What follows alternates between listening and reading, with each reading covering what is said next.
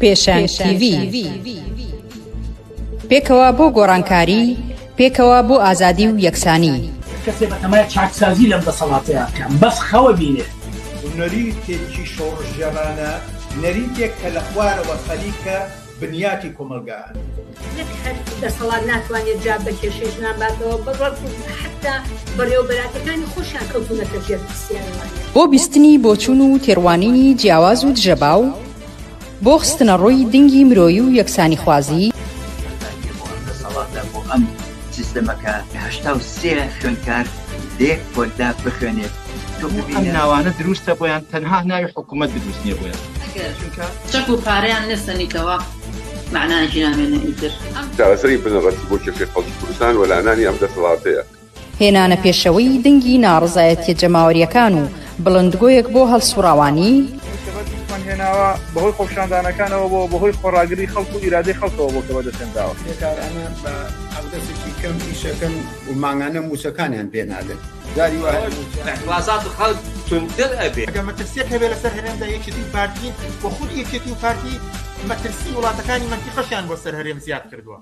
خستنەڕووی واقعیەتی دەسەڵات و ئۆپۆزیسیۆنی ساختە و پەردە هەڵماڵین لەسەر نیازیان، خۆشحاڵی هەبێ بەوەی کە هیچ ریفۆرم و چاکسازیەک و بەخازاجی خەڵک لەلایەن ئەمانەوە بکرێت. مێژوویەک و کارنامەیەکی پوڵیان هەیە لەسەر ملهوڕی، لەسەر چەکڕاکێشان، لەسەر تعداکردن لەسەر خەڵک. ئەمانە دژمنی خەڵکی کوردستان بوونە لە پشتیان لە خەڵکی کوردستان کردووە. دێمافیەکی پەرشە بەسەر چینی کرێکار و بەشە زۆرەکانی چینی کرێکار و هەموو کۆمەلگایە پەرزیان کردووە. بۆ تاو توێکردنی ئەو بابەتانەی کەمتر لە میدیاکانەوە دەبیسترێن، بەشێکی زۆری لە حیزبە چەپ و کۆمۆنیستەکانی دنیا و هەروەها بەشێک لە هەڵبژاردنەکانی ئەوروپا ناڕەزایەتیان دەربڕی وینەکانی تاوانی دروست کردووە و تاوان ئەنجاما دەسەڵاتی چەکداری میلیشیای حزابی میلیشیای لە کوردستان. خەڵک لەلایەک و قەویترە، سازمانی تەیارکردە ڕادیکاڵترە. بۆ نیشاندانی ڕێگەی ڕزگاری خەڵکی،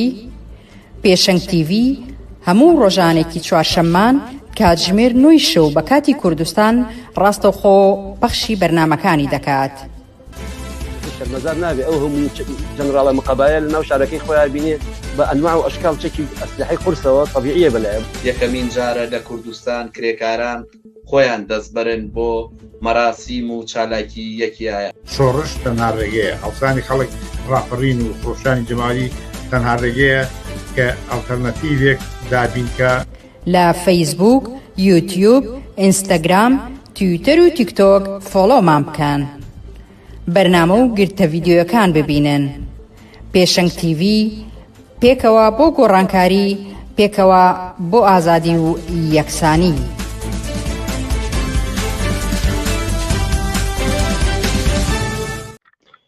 ئێوەتان باش بینەرانی عزیزی پێشەنگ TV و ئەم جاریان چوارشەمەیە کاتی پێشکەشکردنی بەرنامە ئاساییەکانی پێشەنگ TVە. بەڵام هەروەک بەرنامەکانی پێرێکە بەرنمەیەکی تایبەت بوو لەسەر ئەم دۆخەی ئێستا و هێرشەکانی ئیسرائیل بۆ سەر ئێران. لە درێژەی ئەو باسانەدا بەرنامەکانی ئەم ڕۆژمان تایبەتە بە تەوەرە و لە چەند گۆش و نیگایەکی جیاواز و چەندلایەنێکی تری پەیوەند بەم بابەتە تاوتوێ دەکەین لەگەڵ میوانانی بەرنامەکەمان. ئەم باسە هەڵبەت ئەهێنێ زۆر قسە و باسی تریشی لەسەر بکرێت، بەڵام ئێمە لە پێشەنگ TV بە پێی توانای خۆمان هەوڵە دەین لایەن جۆرەکانی تاوتوێ بکەین. ئێوەش دەتوانن با پرسیار و سەرنج و تێبینیەکانتان بەشداگیر بکەن و ئەوانەی لە کۆمنت دەیخەنە ڕوو ئاڕاستەی میوانانی بەرنامەکانی دەکەین. لەگەڵمان من بۆ بەرنامەکانی ئەمشەو.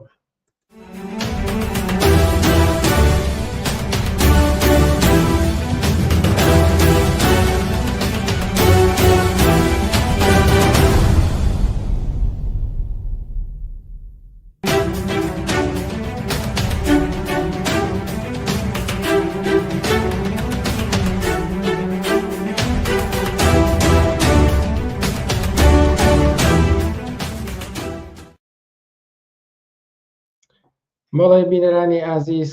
ڕاستەوخۆ بچینە ناو بەرنامەکانی ئەم شۆمان لەسەر ئەم دۆخەی ئێستا و لەگەڵ یەکەم میوانی بەرنامەکانی ئەم شۆمان خەسرە سایە سەرۆکی مەکتەبی سیاسی حیزبی کۆمونیستی کرێکاری کوردستان دەست پێ بکەین. خەسرە سایە زۆر سپاس جارێکی تر میوانداری ئێمەت قبوڵ کرد.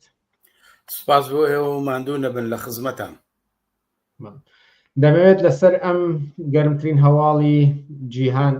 قسە و باس بکەین ئەوەی کە هەموو جیهان تاوتوێ دەکات و تەماشای دەکات ئێستا.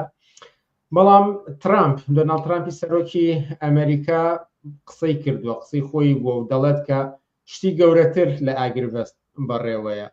و هەرجارەکە شتێک بۆ ترامپ مهم بێجێ بایەخ بێت بەهای هەبێت ڕاستە و خۆ بۆ من وەکو مەترسی دەیبینم. ئەمەش لە کاتێکدایەکە ینی ئەو داوا لە دانیشتوانانی خەڵکی تاران دەکاڵێ بۆ سەلامەتی خۆتان تاران چۆڵ بکەن و چەند جاریتر گوتوێتی کە دەبوو ئێران دانووسان بکات، دەبوو ئێران ڕێکەوێت، واتە بەو شێوە نەبووە کە ئەم دەیخوات. زۆر کەسم قسانی ترامپ بە بەشداری ئەمریکا لە جەنگ بەرامبەر بە ئێران لێک دەدەنەوە. ئێوە لەم بارەیەوە چیاڵێن؟ بەدڵنیاییەوە ئەو قسانی کە دوێنێ و ئەمڕۆ دۆناڵد ترامپ لە میدیاکانەوە ڕایگەیاندووە جێگای مەترسیشی گەورەیە،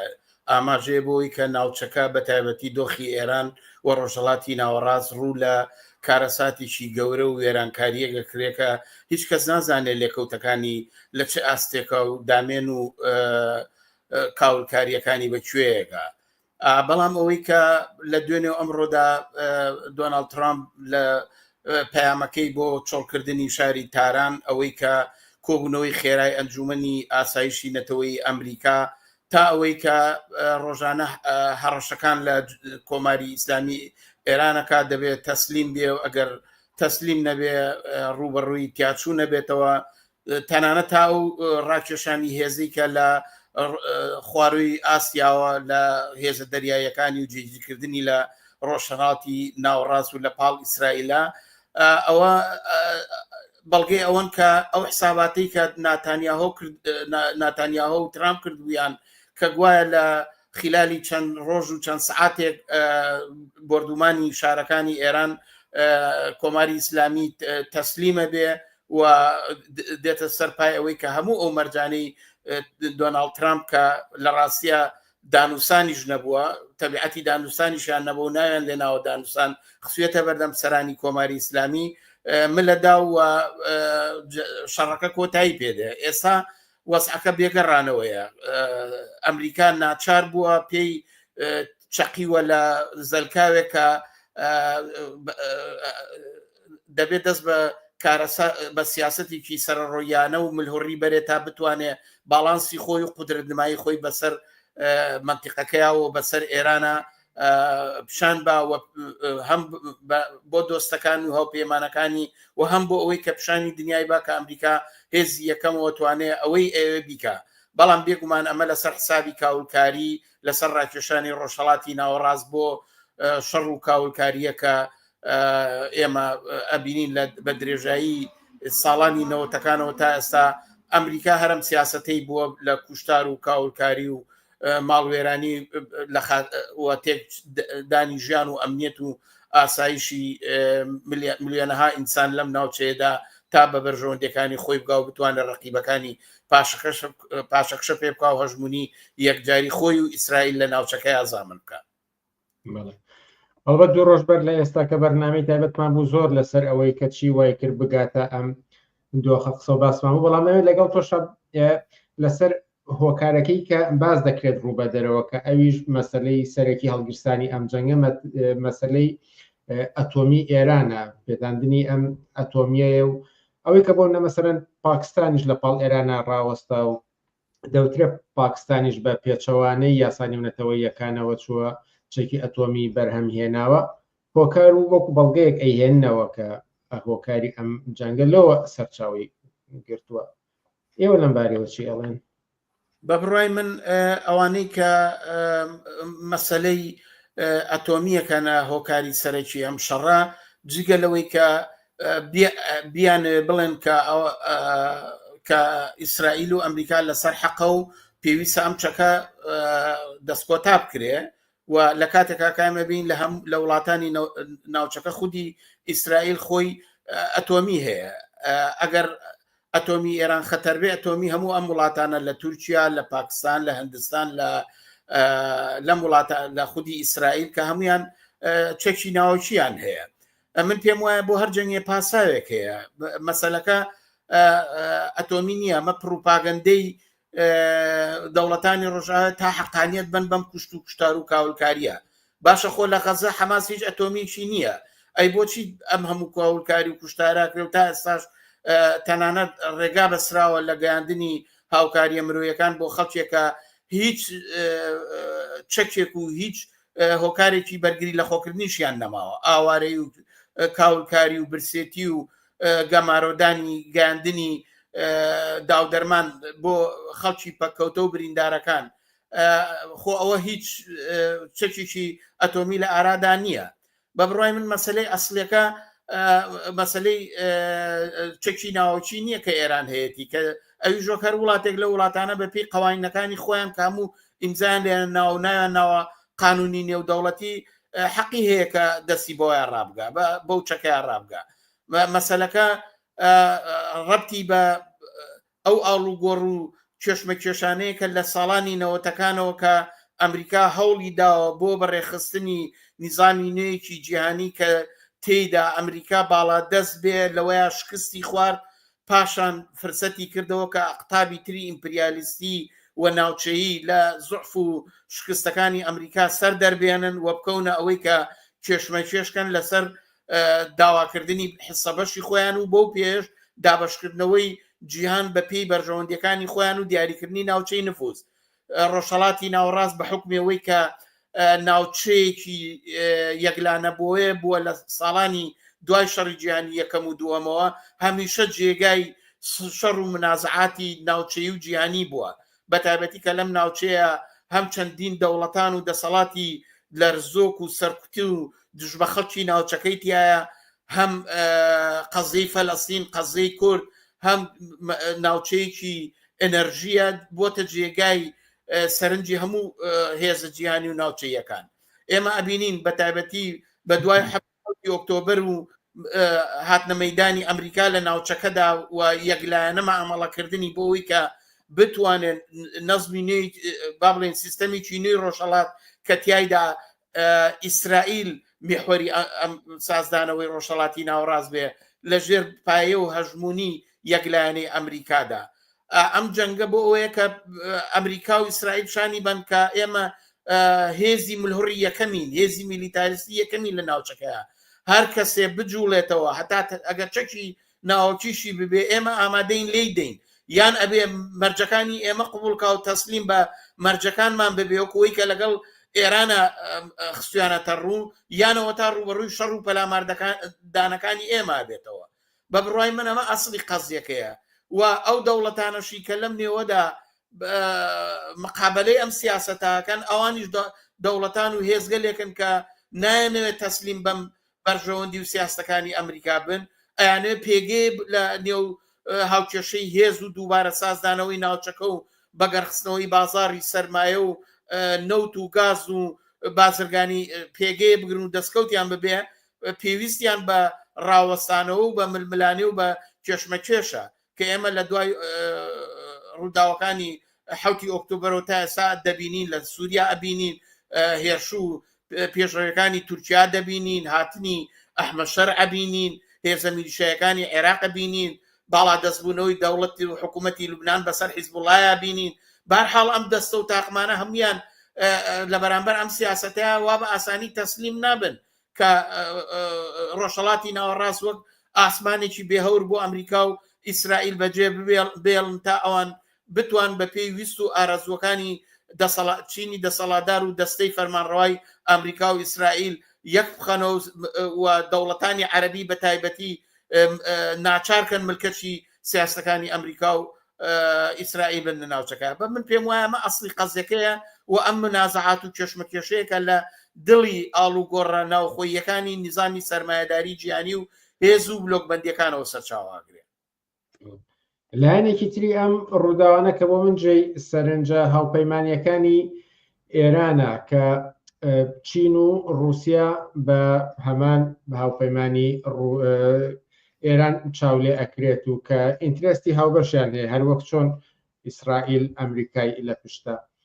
بەڵام هیچ شیان لێ بەدی ناکرێت کە هەڵوێستێکیان هەبێت چجایەوەی کە بەکردەوە شتێک بنوێنن ینی رووسیا بە تایبەتی دوای لەدەستدانی دەسەڵاتەکەی بەشار ئەسەد و سووریا وەک پێگەیەکی ئەو ئامادەیە دەستبەرداری هاوپەیمانێکی تر بێت لە ناوچەکەدا لە خۆرهەڵاتی ناوەڕاستە یان بۆچی کردارێکی لێ نابینرێت؟ بە بڕای من معلومە کە ڕۆژهەڵاتی ناوەڕاست وەکوتم ئەمریکا وەکو هێزی یەکلایەنە هاتۆتە ناوچەکەەوە بە تەواوی توانای هێزی سەربازی خۆی بە هاندانی حکوومەتە فاشستەکەی ئیسرائیل بە وڵاتانی دەوڵەتی منتیقاوە هەوڵەدا کە نەکە رووسیا و چین بگرە دەوڵەتانی هاوپەیمانی ڕۆژهەڵات ڕۆژئاواشی خسۆتە ژێر سێبەری خۆیەوە و ئەوێ کە ڕۆڵی ئەوانیش ناکام کاتەوە. ئەمە هاوکێشەیەکە کە لە ڕۆژهەڵاتی ناوەڕاستە بە دەوری مەیدانداربوونی ئەم یەکتەرەفەی ئەمریکاوە شکلی گرتووە. رووسیا و سین کە دیارە وەکو خۆیان دەڵێن سیاسەتی ئارامیان هەیە یعنی لە ڕێگای منافەسەی بازرگانی و فەتحکردنی بازاڕەکانی بازرگانی و هەناردەکردن و هاوردەکردنی دۆلار و دراوە بیانیەکان و کاڵا و کۆنتترۆلکردنی ئەو ناوچانە ئەوێ نفوز و سەیتەرەی خۆی بە سەر ناوچەکە ئەبسەپێنێ. رووسیاش معلومە کە خۆی لە جەنگی ئۆکرانیایە و ئەمە بەمانایەوەی نییە لایەنگری ئێران نەکەن ئەم دوو دەوڵەتە بە پێچەوانەوە هەم بە سەتی عەلەنی ڕاگەاندنی خۆیان داوە هەم شەڕەکەیان محکوم کردو و داواکەن کە ئەم شەڕە ڕاگیرێ و ئەمە لە زەرەری ناوچەکەیە و معلومیش نییە لە ژێرۆچە هاوکاریی لۆجستی سەربازی تەکنیکی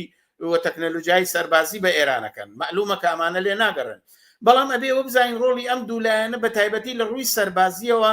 بە دوای ئەو ئاڵوگۆڕانە کە لە ئەفریقایە ئەو کودەتانەی کە لە ئەفریقای ناوەڕاستە بە دەرپەڕاندنی نفوزی فەڕەنسا بە تایبەتی و لاخستنی ئەمریکا لەو ناوچانەیە بووە ئێستا نوعێک لە هاوسەنگی هێز لە ڕۆژهەڵاتی ناوەڕاستە بە پێویست وای لێ هات وەکو چۆن رووسیا لە سووریایە لاوەچی کرایەوە لەو ناوچانەش ئەمریکا و فەڕەنسا بە جۆرێک لە جۆرەکان ئەو ناوچانەیان چۆڵ کردووە بۆ نفوزی رووسیا و سین و هاوپەیمانەکانی مەبەستم وێ ئەمە سیرعاتێکی گیانیە کە شەڕەکان ڕوو لەوە کەوتووەکە هەوڵ بە ناوچەکە بەپی مەناتقی نفوزی ئەم هێزانە ساز بنەوە ئەوە وای کردووە کە رووسیا و سین بە هیچ جۆرێک نایەنەوێت لە ڕووی ئەسکەریەوە بۆ پلەی کە ئەمریکا بەشداری کردووە بۆ پشتیوانی لە بۆ شێوە عەلەنی و ئاشکرایی کە پشتیوانی لە ئیسرائیل کردووە ئەوان نایەنێت کۆ نە شەڕێکی وا چونکە خۆتان نەزان مەسروفات و تێچووی ئەم شەڕە خەیاڵیە و هیچ دەوڵەتێ بەتەنیا ناتوانێت تەحمولیکە. لایەنێکی ترێم شەڕەکە جێی سەرنجە ئەویش دروستکردنی خۆشباوەڕیە یعنی لە ئاستێکی فراواندا ئەبینین کە پێشوازی لەم جەنگە ئەکرێت وەکو فرسەت تەماشا ئەکرێ وەکوی کە دەستکەوتی بەدواوەیەت بە تایبەتی لەلایەن بەشێک لە ڕاوتە ناسیۆنالیستە کوردەکان یا خۆت سەڵتەنە تەڵەبەکان و تەنانەت وەکو ئەوەی کە بڵێ مەسەلەی کورد ڕزگارە بێت یان زۆر بابەتی تر کە وەکو دەستکەوتێک تەماشایی ئەنجامەکانی ئەم جەنگە دەکات تەنانەت ئیدعایەوەش کراوە ئەوانەی دژی ئەم جەنگەن واتە خوازیاریمانەوەی دەسەڵاتی ئاخوندەکانی ئێرانن ئێوە لەم بارەوە چیەڵێن؟ بە بڕای من ناسیۆنالیستی کورد بە تایبەتی لەو ڕەوتانەی کە ئێمە پێشش ڕامانگەیانوە کە چاویان بڕیوەتە هێزەکانی ئەمریکا و ئیسرائیل بە تایبەتی لە ڕێگای ئەوەی بە بەرژەوەندیەکانی خۆیان بگەن مەبەستی ئەوان لە بەرژەوەندیەکانی کورد بەرژەوەندیەکانی خۆیانە ئەجینا منفعەت و قازانجی خەڵکی کرێکار و زەحمەت چێش ژن و مناڵ و خەڵکی ئازادیخوازی کوردستان لە هەر پارچێکی کوردستانە بە هیچ جۆرێک لەسەر قەسابی کردن و کوشتاری خەڵکی هیچ وڵاتێکی تر نییە بە تایبەتی لە ئێران خەڵکی کوردستانی عێراق بە تایبەتی ئاگایان لەوەیە لە ساڵانی نەوەتەکانە وەختێکە شەڕی کەندا و دەستی پێکرد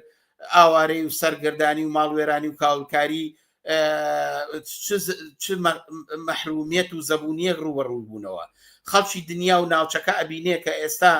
ئیسرائیل چۆن کوشتاری خەڵک و برسیکردن و کاولکاریەکە لە غەزایە کردێتی بە هیچ جۆرێک هەر ڕەوتێکە ئەگەر تەنانەت بچووکترین پرەنسیپی ئینسانی هەبێ نابێ لە ڕێگای قەسابی کردن و کوشتار و کاولکاری خەڵکیشی ترەوە و نەتەوەیەکی تر با بڵێن گەلێکی تر وڵاتێکی ترەوە بە بەرژەوەندەکان ڕزگاری کوردستان ئەگەر بە کاولکاری تاران و کرماشان و بۆکان و مەشهەد و ئەو شارانەی ئێران بەدەست بێ یا بە غەزە بە دیبێ بەڕای من ئەو بۆچیترین فاشیستیە و هاوشان و شەریکی ئەو کوشتارانەیە کە ئەمریکا و ناتانیاهۆ لە بەرامبەر خەڵکی غەزە و ناوچەکانی وەکو لوبناان و سووریا و حتا عێراق و یەمەنا دەستی بۆ بردووە. من پێم وایە ئەمە ڕیسواترین و فاشیستترین نەوعی بۆچوونە لە کاتێکە کە ئێمە زانین ئەگەر ئەمریکا لە ڕێگای کوشتار و کاولکاریە وە سەپاندنی سینناریویەکی ڕەش بەسەر کۆمەلگای ئێرانە بە خاتریەوەی کە چەند ئەحزابی ناسیۆنالیست بە کورسی و پلەپایە بگەن، بەڵام خەڵکەکەیەوە بزان هەر ئەو دەستکەوتانیانە بێ کە خەڵکی کوردستانی عێراق لە سایی 30 ساڵ ئەحزابی ناسیۆنالیستی کورد کە چوون دەستیان خسە ناو دەستی شیعەکان، دەستیان بە گول لە ئومێدی خۆیان بە گول لە تۆپەکانی ئەمریکا و لە شەڕی کەنداوە بەستەوە، بەڵام ئەوە تا خەڵک محتاجی نان و موچە و خزمەتگوزاری و دا و دەرمانە لە کاتێکە ئەوان جیرفانیان پڕ کردووە گەندەڵی و ڕاوڕوود حتا لەسەر خودی هاوڵاتیانی کورزبانی خۆیانەکەن. بۆیە ئەم پروپاگەندە ناسیۆنالیستی و نەتەوەچێتیە نابێ بە فکری هیچ کەسێکا بگا و نابێت جێگای پەسەندی هیچ لایەک بێ، ئەبێ ڕێگە بدرێ خەڵکی ئێران بەتابەتی ئەو خەڵکە بوو کە شۆڕشی ژینە ئەمینی بەرپا کرد، ئەو خەڵکە بوو کە هەفتەیە بەر لە هێرشەکانی ئیسرائیل بۆ سەر شارەکانی ئێران زیاتر لە 120 شار لە شۆفێران هاتنە مەیدانەوە لە بەرامبەر داخواسی خۆیانە. من پێم وایە کۆمەلگای ئێران لەسەر دەرگای شۆڕشەکە کە ئەتوانێت ژیان و گوزەرانی نەخەڵکی ئێران بەڵکو قەڵای کۆنەپەرستی لە ناوچەکەی هەڵتەکێنێ و چرای ئومێدێ هەڵکە بۆ ڕۆژهەڵاتی ناوەڕاست بۆ کوردستانی عێراق کە دام و دەستگا و دەسەڵاتی کۆنەپەرستی لە ناوچەکەدا بە یەکجاری هەڵپێچێ و گوڕ و تینێ با بە خەڵکی ناوچەکە کە گۆڕانکاری شۆڕشگەڕانە تا ئاستە بەرێکە ئیدارە و ئوموری کۆمەلگا لەلایەن خەڵک خۆیەوە بەدەستەوە بگرێ. من پێم وایە ئەو قسانە ڕووسوا و پرتوکاون و ئەزمونونەکانی شەڕەکانی دوو جەنگی کەندا و گەماروەیە کە ئەمریکا کردی تا کوشتارێکە لە ئێستا لە سووریا کرا، کوشتارێکە لە لوبنانا کرا، لە لیبیا کرا. ئەوە لیبیا چەند ساڵە مەعمەر قەزافیان هەڵپێچا بەڵام مەسیری ئەو خەڵکیان داوەتە دەست چجڕ و جاونەوە و تاقمێکە مەسیرێکی دیارنی ڕۆژانە خەڵک لە وڵاتە هەڵدێکە لەسەر دەریایەک لە نەوت و کانزا خەوتووە کە ئەتوانێت ژیانێکی ئەو پەڕی خۆشگوزاران بۆ خەڵکەکەی دروستکە. خەڵکی کوردستانی عێراق، کوردستانی ئێران، تورکیا، سووریا ئەبێت چاویان لە ئەزمونێکی فاشل و شکست خواردووی ناسیۆنالیستی کورد لە کوردستانی عێراق ببێ کە بەرئەنجامی ئەم بۆچوونە بوو کە گوایە ئەمریکا لە عێراقدا و کورد ڕزگاریە بێ لە کاتێکە کوردستانی عێراق چەند ساڵ وەکو ئەردوگایەکی سەرگەردانی لێهاو و ئێستا لەو زەلکاوەیە جێهێڵراوە کە محتاجە بە موچەی مانگانەی خۆی لەگەڵەوە شاکە مانگانە کاری خۆی کردو کرێکار و کارمەندەکەی. پرسیارێکی سەرنجڕاکێشی بینەر ئاراستەی ئێوە بکەم کە لە پەیوەند بە کۆتایی هێنانی جەنگ بە بۆچوونی ئێوە چی مەرجێک باشە بۆ کۆتایی هێنان بە جەنگ؟ بۆ نمونە ئەگەر ئێران تەسلیم بێت و مەرجەکانی ئەمریکا و ئیسرائیل جێبەجێ بکات، ئەمە گونجاوە؟ بە بڕوای من ئێران تەسلیمی ئەم کارە نابێ تا هەموو خۆشخەیاڵیە کە ترامپ هەیەتی پێی وایە بە تەقاندنی ڕۆکێتێک کە بتوانێت قوڵایی ئەتۆمی هەڵوەشێنێ. من پێم وایە جمهوری ئیسلامی لەوە زیاتر خۆی محەکەم کردووە ساڵانێک لەسەرەوە سەرمایە و سیاست و تەکنۆلۆژیای گەورەی زانکۆکانی ئێران و خێبرەکانی خسۆتە گەڕ بە ڕۆکێتوانە هەڵناوەشەیە. تەنها ڕێگایەکەوەیە کە یا جمهوری ئیسلامی خۆی هاوکاری بێ، خۆی هاوبەشی هەڵوەشانە و تەسلیمی چەکی ناوەکی بێ، یعنی لە ڕێکەوتنێکە وەکەوەی کە مەعمەر قەزافی لە لیبیا بەرامبەر بە ناتۆ کردی، ئێران ئێستا ئەمە ناکە. قسە و باسەکانی ئەمڕۆی خامەنایی ئاماژەی بۆ گوت کە ئێران تەسلیم نابێ. ئەوە دلیلی ئەوەیە کە ئێران هێزی لەوە زیاتری هەیە کە بتوانێت بە بۆمبارانێکی دوور لە دوورەوە تێگرتن بۆ ئەمە حساباتێکی هەڵەیە کە ئەمریکا لەسەری یاری و ئەم ملوهڕیە و سەرڕۆیانەکە. من پێم وایە ڕێگایکی ئەوەیە کە ئەم جەنگە ڕاگیرێ، خەڵکی کۆمەلگای ئێران لەسەر شاڕێی هەلومەرجێکی متەمەدینانە و ئارامی خۆی لە یەک خەباتی سیاسی و چینایەتی جەماوەریە هێزەکانی خۆی کۆکاتەوە ڕژەمە لە ناو بەرێ و لە ڕێگای ئەوە ئەتوانرێکە نەک جمهوری ئیسلامی بەڵکو وەکو بەشێک لە خەبات و ناڕەزایەتێکی شۆڕژگێرانە لە ناوچەکە و لە جیهاندا بە دژی چەکی ناوەکی خەبات بۆ دەستکۆتاکردنی هەموو جیهان لە چەکی ناوەکی خۆوەر ئێران نییە ئەی پاکستان چی لێکی ئەی تورکیا چی لێکی سبێنێ لە هەر بن بەستێکا فاشستێ لە تورکیاوە بەرز بێتەوە و ئەو چەکە بەدەستەوە بگرێ بۆ تادید و هەڕەشەکردن لە ناوچەکە ئەی کۆنەپەرستان و فەرمانڕەوایانی ئیسلامی لە پاکستانەڵێ چی ئەگەر ئەوانیش ڕۆژێک لە ڕقابەری و کێشەی لەگەڵ هندستان لەگەڵ ئێران لەگەڵ ئیسرائیل لەگەر هەر دەوڵەتێکی ترا ئەگەر لە قەیرانێکە ئەو چەکە دەستە و تاقمی ئیسلامی و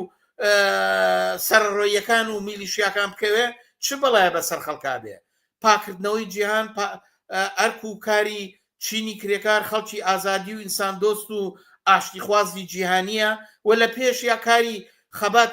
خەباتێک و بزوتنەوەیکی جەماوەری شۆڕژگێرانەیە کە لەم ڕۆژهەڵاتی ناوەڕاستە لە بەهاری عەرەبیەوە هاتۆتە مەیدان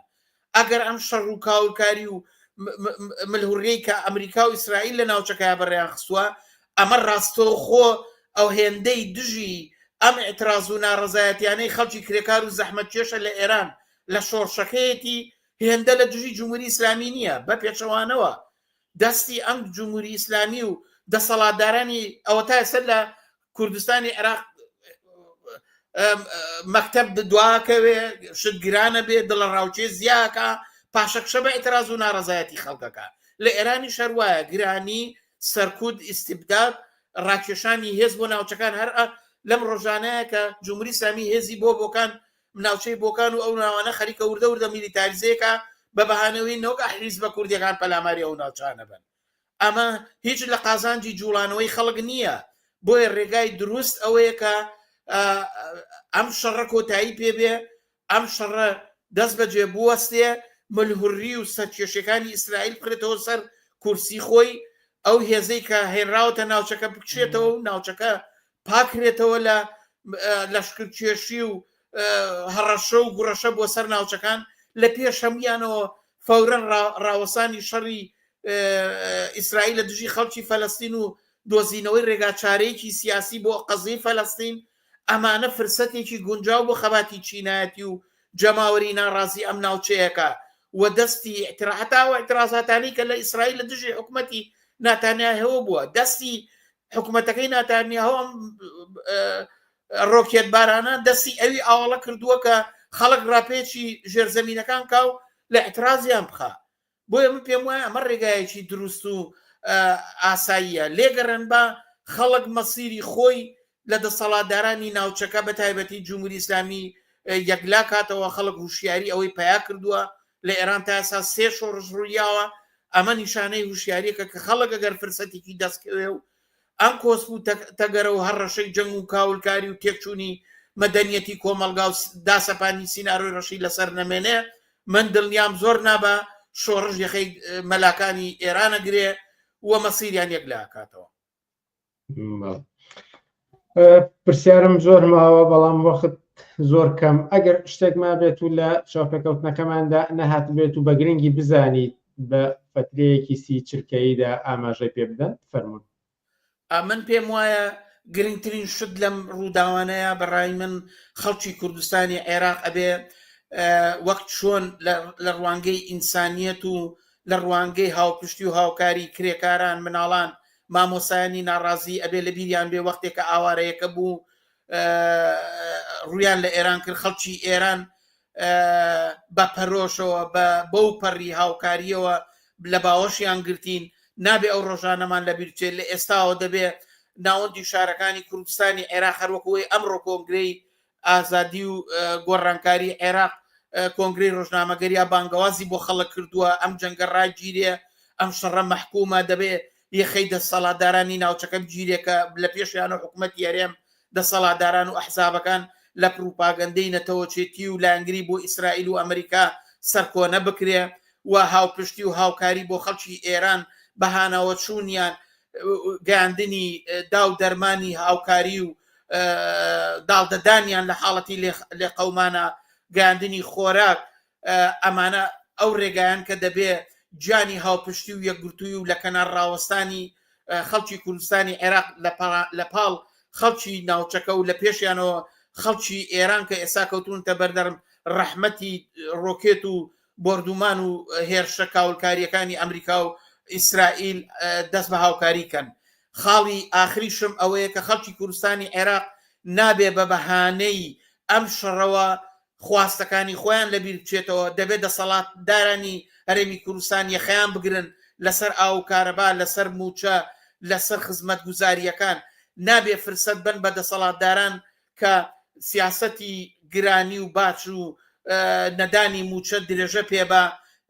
نابێ خۆیان لە چاوەڕوانیان ڕابگیرێ. دەبێت دەستخەنە ناو دەستی یەک کۆمیتەکانی ناڕەزایەتی، دەستەکانی ناڕەزایەتی، کۆبوونەوە لە ناوەندەکانی کار، لە شوێنی کار، لە بەڕێوەبەرەتەکان دەستخەنە ناو دەستی یەک بۆ خواستەکانی خۆمان لە پاڵ باش دیفاع لە ژیان و ئەمنیەت و خزمەت گوزاری و ژیانێکی خۆشگوزەران.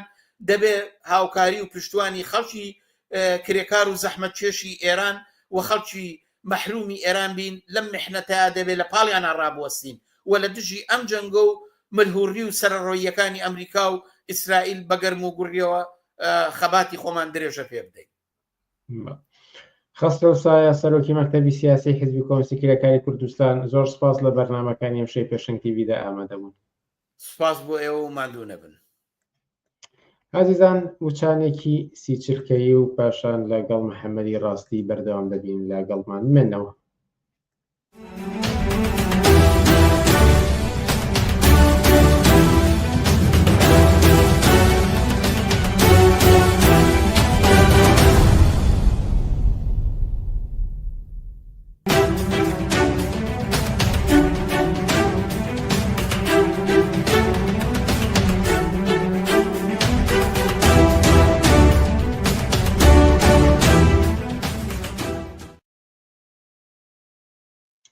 بەڵێ بینەرانی ئازیز، لەسەر پێشکەشکردنی بەرنامەکانمان بەردەوامین و ئێستاش لە ڕابەری حیزبی حکمەتی سخەتی ڕسمی محەممەدی ڕاستیمان لەگەڵدایە. محەممەدی ڕاستی، ئێوارت باش و سپاسکە لەگەڵمانیت. سڵاو ڕێز بۆ ئێوەی خۆشەویست و بۆ بینەران و بیسەرانی پێشان تیڤ. منیش مەمنوونم کام کاتتان بە مندا. ئەمڕۆ خاتمی پەیامێکیدا و ئەگەر کورتی کەمەوە لە یەک دێڕا بڵێم پەیامەکەی هەڕەشەی لەخۆ گرت بوو. ئێوە لەسەرم پەیامەی خاتەمی چیەڵێ؟ خامنەی منزورتانە.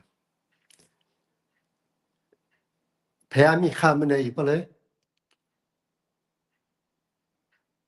بەڵێ خامنەی ببوون. بەڵێ بەڵێ خامنەی قسەی ئەوە بوو، قسەی ئاخری وەسە ئێمە تەسلیم نابین. ئێمە گوێ بەو فشارانەوە ئیمریکا هێناویەتی لەگەڵ ئیسرائیلی کردووە بە گورزدەسی و خەریکە بۆمبارانمانەکات. تەسلیم ئەم وەزعە نابین. هەر لە ئەوەڵی شۆمانزانی ئەم ئیمریکا درۆ ئەکات و دەست ئیمریکای هاتیا و بە کۆمەک ئیمریکایە کە ئیسرائیل وامان لێ ئەکات. خامنەی ئەوەڵان خۆ نوعێک تەبلیغات هەیە لە شەڕە هەچێ کەسە بۆ خۆی ئەکا. بەڵام ئەم قسانەی خامنەی ئەساسەن هەڵەگەڕێتەوە بۆ ئەوە کە هیچ ڕۆشناییەک خامنەی بۆ خۆی نابینێ. ئەگەر بێت و جمهوری ئیسلامی سقووتکە، ینی بڕوخێت، خامنەی بە هیچ عنوان وجودی نامێنێ، خۆشی و دار و دەسەکەیشی. هەر بەم بۆنۆ خامنەی خۆی داناوە بۆ ئەوە تا ئاخرین نەفەسەکان خۆی و هێزەکەی کە سپای پاسدارانن ئەم شەڕە ئیدامە بن. ئەم شەڕە ئیدامە بن تا وەختێکە حتا ئەگەر ئەم هێزانە توانیان دەست بەسەر ئێرانە بگرن کە ناتوانن، هەروواکە هاوڕێخەسرەویش باسی کرد، ئێران وڵاتێکی گەورەیە و 92 ملیۆن نەفەر جەمعیەتی هەیە و ئەنوا دەسەودایەرە و مەسحەب و ملیەت و ئەوانیەتیایە. هیچ دوور نییە کە ئێران تووشیاری سەناریۆیەکی ڕەشبی. ئەم سەناریۆ ڕەشە ئەگەر باڵێکی مجاهدین و دار و دەسەی شاو کوڕشا و سەڵتەنە تەڵەب و ئەوانن باڵێکیشی جەماعەت خامنەییە و خامنەی خۆی داناوە بۆ ئەوە حتا ئەگەر لەم سەناریۆی ڕەشیشا وجودی بێت یەکێ لە پایە ئەسلیەکانی ئەو سەناریۆ بێ بۆ ئەوە کە ڕێگایەتری نییە حکوومەتی ئەمریکا بە دەستپێشخەری ئیسرائیل هەر لە ڕۆژ ئەوەڵۆ گەرەکیان بووە تەواوی ژێرخانی ئابووری و ئیمکانات و دەسەڵاتی جمهوری ئیسلامی تێک بشکێنن. ئیسە چ بە تێکشکاندنی ئەم ئیمکانات و دەسەڵاتەی جمهوری ئیسلامی و چ بەوە کە بێ ئەویشە خامنەی خۆ سابقەیان هەیە خومینی جامی زەهری هەڵوشی و خواردی ئەمانش ئیمکانیان هەیە جامی زەهر هەڵوشن و خۆیان بۆ خۆیان بۆ مانەوەی خۆیان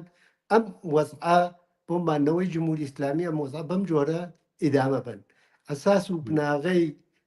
ئەو قسەوە خامنەی ئەیکا هی قدرت نییە، هی ئەوەیە کە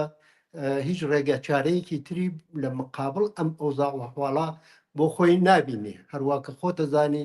و تەواوی بینەران و بیسەران ئەزانن ئەمریکا یەکەم قدرەتی نظامی هەیە لە دنیا و جمهوری ئیسلامی بەرامبەر بەم هەموو هێزە خامنەیش خۆی خاچەزانێ ناتوانن دەوام بێنن، بەڵام بلەخەرە ئەگەریش دەوام نێنن ئەوان بەشێکن لە سەناریۆی ڕەش بۆ وێرانترکردنی ئێران. هەرچەند لەگەڵ هەوڕە خەسرەوە باسمان کرد، بەڵام لەگەڵ ئێوەشە تاوتوی ئەو تەوەرە بکەین کە ئەو ئیدعایی کە وەستانەوە بەرامبەر بەم جەنگە بە پاڵپشتی لە کۆماری ئیسلامی لە قەڵم دەدات. پێم خۆشە بۆ چوونی ئەوە لەم بارەوە بیستم. ئەمە بەهەرحاڵ لە هەر ئەوزاع و ئەحواڵێکا و لە هەر مەوزوعێکە بۆچوونەکان جۆرە و جۆرن. جۆرێک لەو بۆچوونانە ئیمڕۆ هالەوە کە دفاعکەن لە ئیسرائیل، دفاعکەن لە ئەمریکا، بڕۆن بەرەو ئەوە تەواو ژێرخان و سەرخان و ئیمکانات و هەرچێ حالە ئێرانە گشتی بێ بە پەڕۆیەک و بکێتە سەر ئاو، بەڵام ئەمان بتوانن لە گۆشەیەک و گۆشەی قدرەت و دەسەڵاتێک بن بە دەستیان و سەر گوریسێک ڕاستۆکەنەوە حتا ئێران ئەگەر بێ بە وێرانە. ئەمانە خۆب دیارە هەچێ وەختە هێزی خەڵک قدرەتی خەڵک یەگرتووی خەڵک تشینی کرێکار بە هیچیان حساب نەکردوە و حسابی ناکەن، تەنیاوە تەنیا ئومێدیان بە هێزهای دەرەکی بەستووە و ئەڵێن کە ئەشێ بەم هێزانۆ بتوانێ حکوومەتێ بڕوخێنی. ئیتر بیرکردنەوە لەوە کە ڕووخاندن یانێکی و بە وەسیلەی کێ و دوای ڕووخاندن چی بێتە جێگەکەی نوکە دەرزێک مەسلەیان نییە، مەسلەی ئەسلیان دەسەڵاتدایەتی خۆیانە لە هەر گۆشێکۆ کە پێیان بسپێرن. ئەجینا کوا تۆ تماشاکەن بزانین ئەمانەوە ئیدعاکە نێژن مەگەر بە شەڕ حکوومەتیا بچێ ئۆکەی دەخۆ ئەم حکوومەتانە بازێکیان لە بین چوون، بەڵام بۆ چاوێک ناخشێنن بەم وڵاتانە کە تیا چوون. تەماشایەک عێراق بکەن، تەماشایەک لیبی کەن، تەماشایەک سووریە کەن، تەماشای ئەفغانستان کەن. آخر خۆ بلەخەرە ڕووخاندنمان هەیە تا ڕووخاندن. ئەگەر ڕووخاندنێک ببێ بەو ئەوزاع وەحواڵەیە کە شیرازەی ئەو جامعە بناغە و بنچینەی ئەو کۆمەلگا لە یەک هەڵ بچڕێت و بێ بە هەرکەس بۆ خۆی، ئێمە هیچ وەخت ئاوات ئەمانە نەخواستووە و ئیسەی شوازانین ئەم شەڕە شەڕێکی ناخوازراوە لەلایەن خەڵکی ئێرانۆ و حکوومەتی ئیمریکا و بە دەسیسە و بە دەستکرد و بە عەمەڵکردی ئیسرائیلی جەنایەتکار قەسابی غەزە خەریکە بەسەر خەڵک ئێرانیشا دائەسەپێ. بۆیە ئێمە بە هیچ عنوان لەگەڵ ئەوە نین کە دەخاڵەتی ئەم دەوڵەتانە بۆ ڕووخاندنی حتا ئەو حکوومەتانیشەوە تای سەر ڕووخاون ئەوانیشەوە بە دەسیسەی ئەماندا مەرراونەتەوە.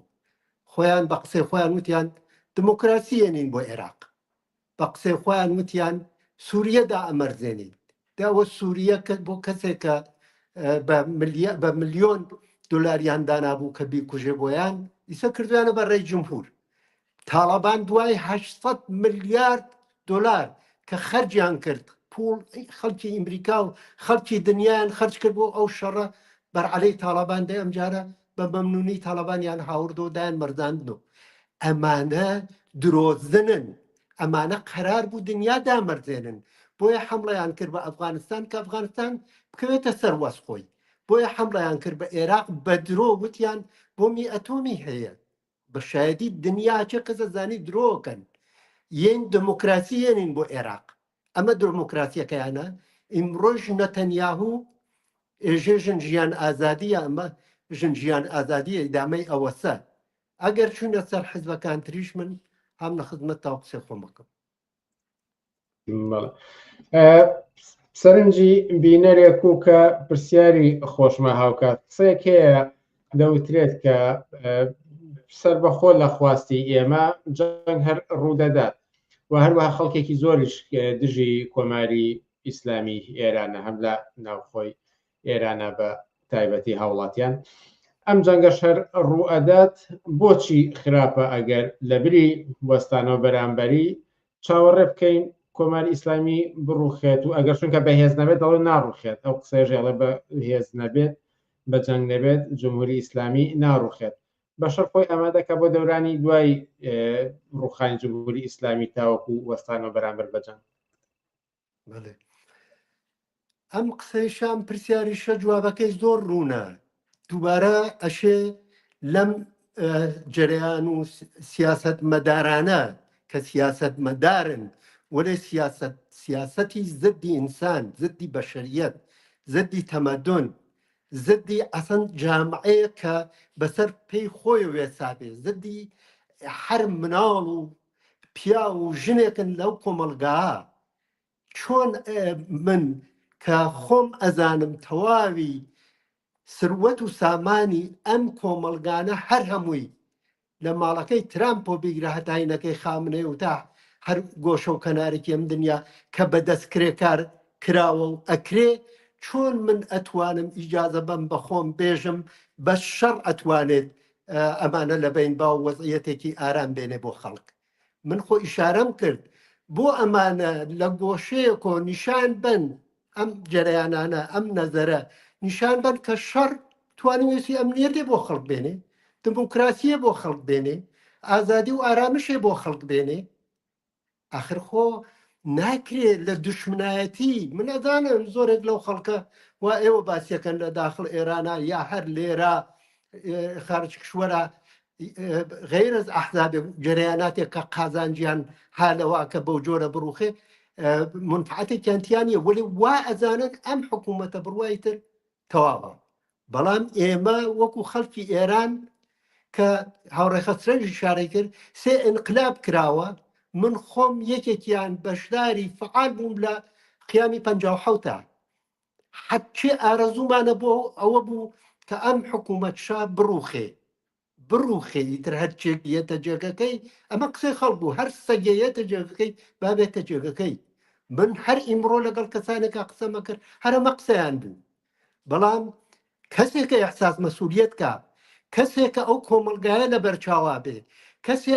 کە تەجروبەی ئەو سێ ئینقلابیە بێ و ئینقلاب ئۆکتۆبری بێ و هی پاریسی بێت کۆمۆنی پاریسی بێت هیچ وەخت ئیجازە نابە خۆی لەو دەستکەوتەی ئەو ئینقلابانە ئیسفادە نەکا و نەیکا بە کۆڵە پشتێک نەیکا بە حەڵقەیەک و نەیکاتە گوێی بۆ ئیسفادەکردن بۆ ئیمڕۆ کە بەربگرین بە شەڕ آخر هیچ کەس ناتوانێت بەر بەم شەڕانە بگرێ هەر ئیمڕۆ ئەو خەڵکە بۆ لە برلینە هاتوونەتەمەیان هەر ئیمڕۆ بۆ لە ستۆکۆڵما بە هەزاران نەفەر هاتوونەتەمەیان هەر دوێکە و پێرەکە بۆ لە هۆلەندا بە دەها هەزار نەفەر لە لەندەنا هەر هەمان دەسوور مەگەر نەماندینی بۆ شەڕ ئێران و ئیمریکا تەواو خەڵک لە سەراسەر دنیا هاتەمەیان بۆ خەڵک غەزە ئیسە خەڵک کەوتونە سەرڕێ بە پێ ئەچن بۆ غەزە ممکنە ئەم جەنایەتکارانە گوێ نەدەن ولی هەر ئیمڕۆ لە ئەمریکا بەرعەلەی ئەو حکوومەتە اعتراضەیە ناڕەزایەتی هەیە زیاتر لە 80% تەرەفدارانی خودی ترامپ پەشیمانن لەوە کە ڕێیانداوە بە ترامپ ئەگەر ئەم جەنایەتکارانە بەڕێی ئەو خەڵکە وە ئەتوانن دەخاڵت مستەقیمیان بێت لە ئینتخابکردن و ئینتخاب نەکردنا بۆ ئەشێ ئێمە وابزانین قسەکەین و قسە نەکەین هیچ فەرق ناکات. هاوڕێ بناریان دوو دەسە هەیە، دەسەیەکی ئەسڵەن حەز بە دەخاڵەتی خەڵک و قدرەتگیری کرێکاران و زەحمەتکێشان نە ئەوە نایکەن نە ئەوە عەقیدەیان پێ نییە حتا بۆیان بکرێ ئەیشکێنن. من نازانم کێ هەیە بە من بێژێ ئێران دوای ئەو هەموو بۆمبارانە کە ئێژن ئەیکەین بە غەزۆ کارخانێکی تیامێنێت کە کرێکار بێت و ئاعترازکە. ئێمە شەڕ ئێران و عێراقمان بینی، شەڕ ئێران و عێراق بۆ کارخانەی بۆ شرکەتی نەوت لە ئابادانە لە جنوبە شرکەت نەوتەکان بوو بە نامەتیە کە تا ئیمڕۆژ کرێکاری شرکەتی نەوتی جنوب خۆی نەگروەسۆ ئاوارەیە دەربەدەرە لە کۆڵانانە بێدخانە و لانەس چۆنەکردە من بێژم ئەم شەڕە چین کرێکار ئەخاتە یەک و ئاعتراز زۆرەکات و مبارزە زۆرە بێت. ئەبە تەنیا خەیاڵێکی خاوە وتم جەمعێک لە دشمنایەتی کە بەرحەقە دشمنایەتیەکەیان لەگەڵ جمهوری جەنایەتکاری ئیسلامیە زۆر بەرحەقە ئەو نە جەنایەتی کردووە ماڵ نییە بەدە جمهوری ئیسلامی و نەتەزی بێ وەێ ئەی ئەو ئێحساس مەسئولیەتە ئەخەیتە کوێ ئەی دوای جمهوری ئیسلامی چی؟ ئەی ئەم بۆمبانەکە ئەو نەتۆن وەدنیەیە خۆیانێژن 500,000 تۆن و چەند هزار تۆن وەدنی هەیە ڕژە بەسەرەوە خەڵکە ئەی ئەمە چۆن تۆ جوبرانیەکەی تۆ چۆن ئەم هەموو ترس و وحشەت و کوشتار و ماڵوێرانیە لە دڵ خەڵک دەرێنی چۆن نەتوانی ئەمانە قەرەبوو بکەیتەوە. بۆیە من زۆر زۆر بەداخەوەم بۆ کەسانێک وە دڵسۆزن ئەزانن خەڵکیان خۆشەوێ وەرە بیر لە نەتیجەکەی ناکەنەوە. بەڵام ئەوشمانە لە بیر نەچێ جەماعەتێک زۆر ئاگاهانە زۆر بە بەرنامۆ زۆر بە سیاست مەداریەکی ڕۆشنۆ خەریکن دشمنایەتی لەگەڵ خاست و ویست و مەوجودیەتی چینی کرێکار و خەڵکی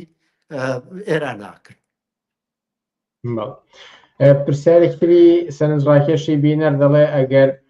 چاوەڕێی شۆڕشی کرێکاری بین ئەمە بەمانەی ئەوە نیە بیسپێرین بە ئایندەیەکی نادیار؟ ئەم قسە زۆر کراوە ئیسە شاید کەسێک سادە و قسە بکە وە لە زۆر تیۆریسیەن و زۆر لێزان و زۆر کەسانێکە خەریکن بەرنامەی دنیادا ئەڕێژن خەریکن ئەم سیاسەتە بڵاوکەنەوە خەریکن ناومێدی دڵساردی لە چینی کرێکار و هێزی کرێکار کە داهێنەر و دامەرزێنەر و بەڕێوەبەری تەواوی ئیمکاناتی جامعەیە خەریکن خەڵک لە من ناومی دەکەن خەریکن خەڵک بەمۆ مەشغوڵەکەن کە ئەمە ناکرێت چین کرێکار لەکوێ بڵێ معلومە وەختە حکوومەتێک وەکو ئیمریکا بە تەواو هێزی نظامی و هجوومەکاتە سەر خەڵکی ئێران و چینی کرێکار لە ئێرانە معلومە پەراکەندەیەکە معلومە هەرکەس دەسەگرێ بە کڵاوەکەی خۆیەوە معلومە هەر کەسا لە فکرەوە مناڵەکەی بگرێ بەدەمەوە لە پردێکا بیشارێتەوە ئەجینا خەڵک لە ئێرانە جمهوری ئیسلامیان هێنا بووە تەنگ خەڵک لە ئێرانە 1401 مبارزەیەکی زۆر بەرین و قدرەتمەندیان کرد کە ئیسە نەتەنیاهوی نازانم چ کەلیمەیەک شایستەیەسی هەر قەسابی غەزە باشتر بێژین کە ئیمڕۆ ئەو گرتوێتی بەدەبۆ ئەو جنبشە جنبشی سەربەرزانەیەک بوو کە دوای اعتراضات و مبارزاتی 1970 و دانیشتویان و دانیشتویان ئازادی خواز و بەرابەری تەڵەبوو 96 هین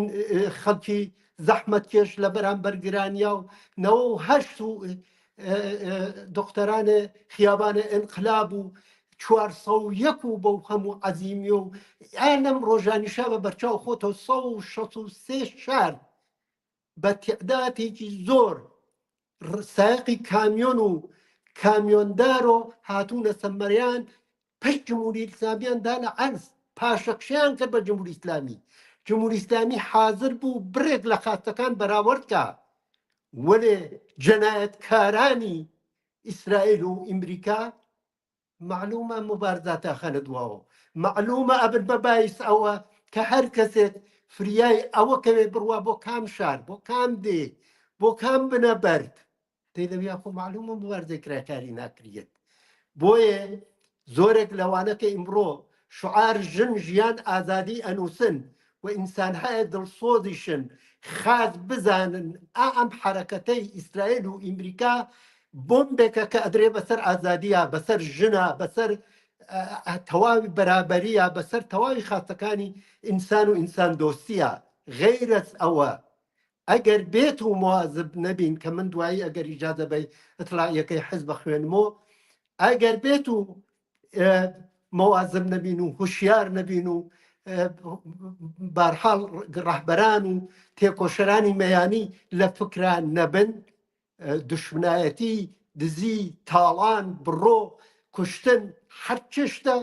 لەو مەملەکەتە بەوجودیەت و ڕوو ئەدان پرسیاری بینەر هاتوو خۆشم پرسیارم هەبوو بەڵام قەیناکە بە ئەو لەوێ بدەین بە بینەران پرسیارێکە کە ئەگەرچی من ئاگاداری ئەمانیم باز لەوە دەکات بینەرێک دەڵێ کە گرتە ڤیددیۆیەکی بینیوە چەند چەکدارێکی حیزبی دیموکراتی ئێران لە شارێکی بچووکدا نمایشیان کردووە بە کلاشینکۆف و سرودی ئێڕەقیبیان و تۆ لەم بارەیەوە چی دەڵێن هەڵبدە بڵێ من خۆمە و گرتە ڤیددیۆیم نەبینیوە نازام ئەگەر ئێوە بینی بێتان بەڵام قسەیەکتان هەبێت لەبارەیەوە بەڵێ مرتب ئەم حیزبە کوردیانە ئەم ناسیۆنالیستانە و سریەکیش لەم ئەحزابە چەپ و کۆمونیستە حەمید تەقوایی کە خۆی بەناو کۆمونیست کاریگەری و مەعرەتیەکات ئەمانە ئیمڕۆ جەژن و پلێدیقانیانە نمایشەدەن تفەنگەکانیان ڕۆغەنکاریەکەن بە تەمایرەوەنە سوار تانگ ئیسرائیلی بن و بڕۆن تا ئەو پەڕی کوردستان و بڕۆن حتا کرماشان و ئەولاتریش خۆیان دامەردێنن من هێژم ئەمە تەنیا ئەتوانێت هاودەسی شەریکی لە تەواوی ئەو جەنایەتانە وان نەتەنیاهوو کردوێسی شەریکی لەگەڵ ئەوانە بێ ئەگینا هیچ ڕەبتێکی بە شۆڕشگەری بە ئینقلابیگەری بە تێکۆشانی خەڵکی شۆڕژگەڕۆ نەبوو نییە خەڵک هیچ وەختێ خوازیاری ئەم وەزئەنین وا بەسەریانەدا سەپیوە حتا ئەمانە بۆ ئاگاداری جەنات و بینەران ئەڕۆن ڤیدۆهایەک ئەخەنە سەر هین 1401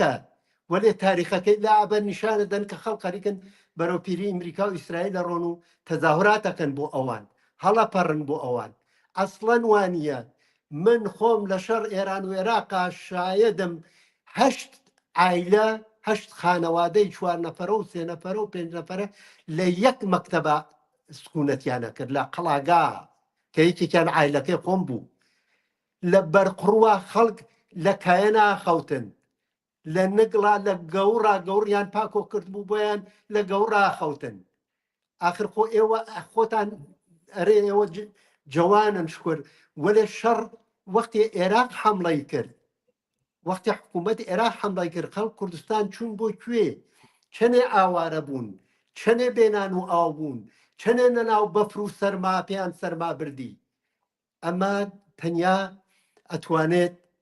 خەڵک خەڵەتان دت بێ و تەنیا ئەتوانن لەگەڵ نەتەنیاهووە ناویان بنیتە یەک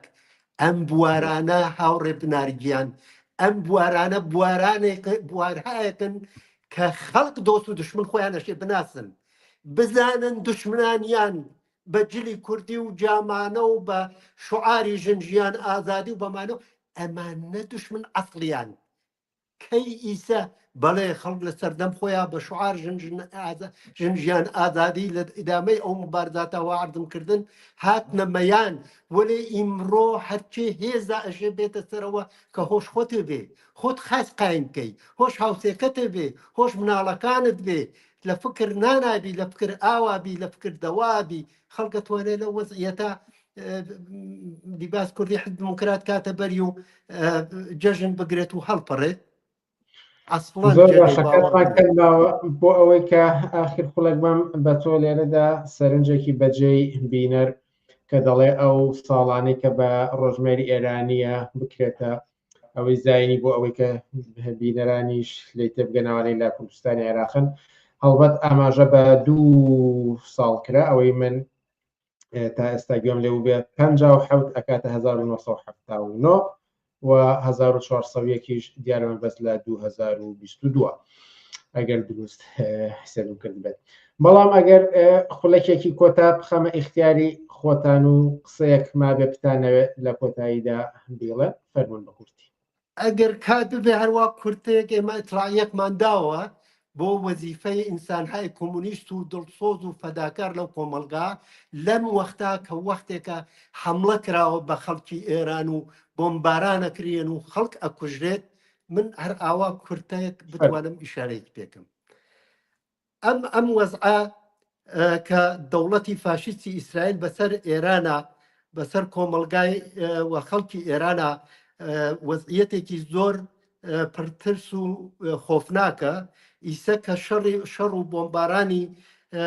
عەلەیهی خەڵکی ئێرانە لە هەموو لایەکۆ ئەم بۆمبارانە دەستی پێکردووە. ئێمە خەڵکی ئازادیخوازی ئێران کەوتوونەتە ناو مەیانێکی زۆر خەتەرناکۆ کە هیچ حەزێکمان بەم مەیانە خەتەرناکە نەکردووە. ئێمە منتەقەیەکی خەڵک منتەقەیەکی مستەقل و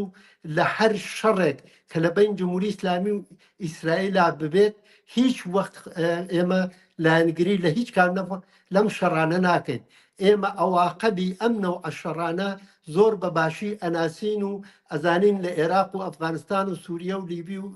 و ئیمڕۆژ لە فلستینە چی ڕوویداوە. ئەزانین غەیرە قوربانیکردنی خەڵکی کرێکار و زەحمەتکێش نەبێت،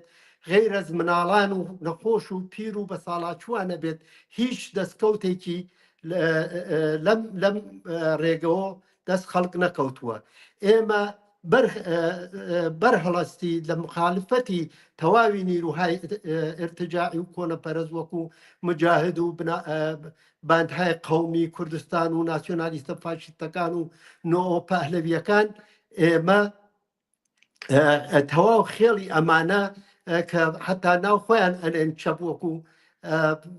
حەمید تەقوای و ئەوانە لە پاڵ دەست نەتەنیاهو ترامپ پادایەنن.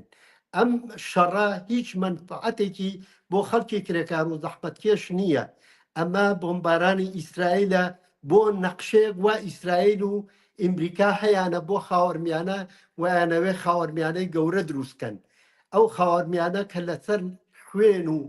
کوشتار و عەزیەت و ئازاری خەڵکی کرێکار و زەحمەتکێش بنیاد بنرێ. بۆیە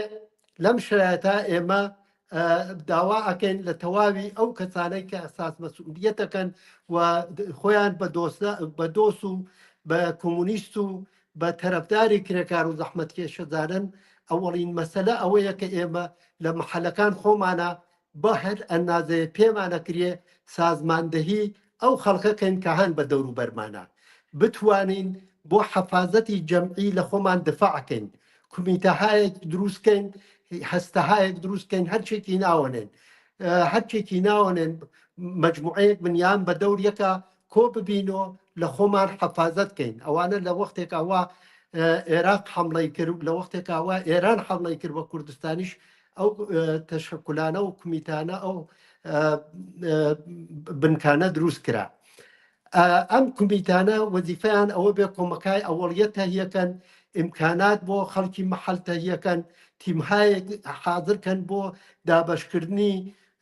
بنزین و ئاو و نان و کۆمەک بە مناڵان و پیران و تەواوی ئەو حەساب و کتابانە و ئیمڕۆ مشکڵەن بۆ خەڵک. قسەکردنێک لەگەڵ هەر جوانێکە، هەر پیرێکە، هەر ژنێکە، هەر مناڵێکە، تەنیا قسەکردنێک کە پێی بڵێ مەترسە و بێرە و هۆشمان هابەیەکۆ دنیایەک ئەتوانێت سەبووری بۆ ئەو بنیامە بێنێ. ئەم دەورە دەورەیەکی سەختە. ئەشێ ئەم دەورانە بە تەلاش و تێکۆشانی خۆمان و هەوڵ بین ئەم دەورانە سپەری پشتەر بنین. تەمینی حەفازەت لە ئەمنیەت و محەلی کار و ممانعەتی لە ملیتاریزەکردن چ بە وەسیلەی جمهوری ئیسلامی بە بۆنەوە بێژێت لەم گەڕەکە هێزی ئیمریکایی هاتیە یا باندهایەک لە حتا مدافعینی ئیسرائیل هۆشمان بەیەکۆ بێ و نێڵین کەس بگیرێت و لە دەست ئەمانە گیرکە. ئەشێ حاکمیت هەوڵەدا بۆ ئەوە تەواو فەزای محەلەکان و شوێنەکان بە تەواو مەعنا ملیتاریزەکە هەوڵ بین بۆ بەرگریکردن لەم ملیتاریزەکردنە بەرامبەرکێ بکەین بەرامبەرکەی جددی بکەین لەگەڵ ئەو کەسانەوە بۆمبارانە کرێن و جێگەکانیان لە دەست ئەدەن بڕۆین بەدەم ئەم کەسانەوە و بیان هێنین و خۆشمان پێیانەوە بێت جێگەیان بۆ دیاریکەین ئەوەسا